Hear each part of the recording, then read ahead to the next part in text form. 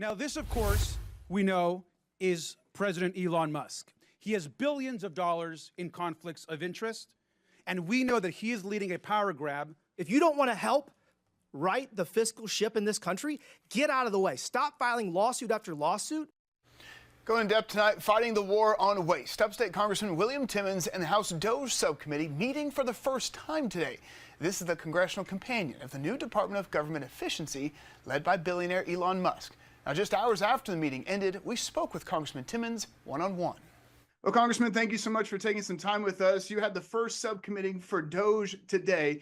You were pretty critical of your Democratic colleagues. They were talking about how they don't trust Elon Musk, how they're concerned about his input and his role when it comes to finding this waste, fraud, and abuse, which is the goal of the DOGE subcommittee. I think ultimately here, do you trust Elon Musk? You know, I trust President Trump. I trust the Treasury Secretary. These are the people that have been elected to serve, and that's where the buck stops. President Trump has chosen to hire Elon Musk and allow Elon Musk to hire DOGE fire teams to go throughout the federal government to find waste, fraud, and abuse. And that's exactly what he's doing. And the fact that the Democrats are trying to prevent him, trying to stop him. Look, we got $36 trillion in debt. We got a 1.8 trillion annual deficit. We cannot continue down this path. So we have to make these changes. And the Democrats love the government. They love spending taxpayer dollars on ridiculous projects. We're not going to be funding drag shows in Ecuador. We're not going to be funding Sesame Street in Iraq. Like, we're just not going to do that. We can't keep spending money we don't have. We can't keep being bad stewards of taxpayer dollars. So the Democrats are either going to get out of the way or we're going to drag them kicking and screaming to fiscal sanity. You had mentioned that likely a competition between Congress members to see who can save the most money. You have mentioned you have 3 avenues there where you see that. You're looking at authoring some bills, putting those together. Where those stand now, and how successful do you think those will be as they move about through the House?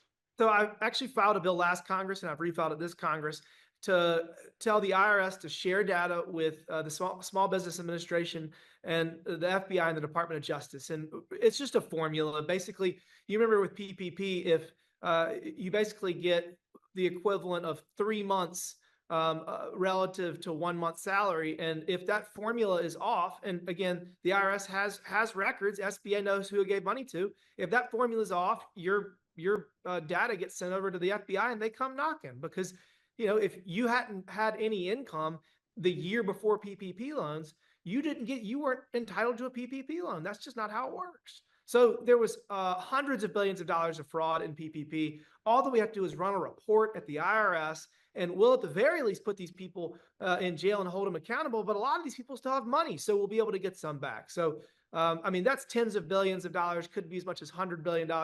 Next is Medicaid fraud. So if we just have enhanced identity protection, enhanced identity verification, and enhanced income verification, it'll save probably $200 billion. So that legislation, we're working on it. We're modeling after what happened in Missouri. Missouri has implemented a lot of these changes, and it saved them about 17%. And 17 to 20% is what we would expect to save if we implement this nationwide. And that's almost $200 billion.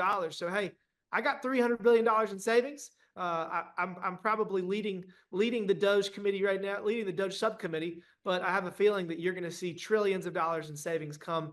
But hey, we got to make these changes. We just have to. And I think a little friendly competition amongst members of Congress to find waste, fraud, and abuse is something that would help the whole country. Meeting number 1 down for the DOGE subcommittee. Congressman Timmons, thank you so much for your time. Thanks for having me.